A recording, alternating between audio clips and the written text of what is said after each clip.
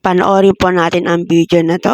Sikat na sikat ngayon 'tong babae na 'to. Alam niyo ba kung bakit? Hindi niya alam meron CCTV. Namimili siya ng mga hipon sa palengke. Mga gawain nito. Ano kaya mukhang ihaharap niya? Kalat na yung video na 'to. Kasi marami yung mga nag-upload, nag-react, 'di ba?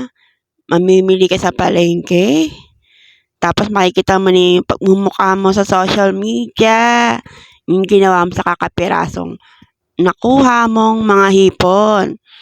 Di mo na lang bayaran kasi nagtatrabaho yung nagtitinda niya ng maayos. Diba? Pasimple-simple, siyempre, kuwang-kuwa naman yung ginawa mong mali. Ayan, kumpul-kumpul, ilang piraso siguro, mga 5 pirasong hipon na malalaki yung inuumit ni ate dyan. Mga galawang malupit. Ayan, sapul ka ngayon sa CCTV. Ayan na po, malapit na niya. Ilalagay niya pa yung ibang pinipili niyang hipon sa isang basket. Tapos yung sa kalawang kamay niya, naiipon niya na yung kukupitin niya.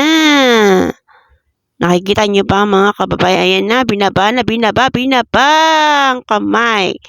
Isisilid na sa dala niyang eco bag na kulay pula. Pula pa talaga.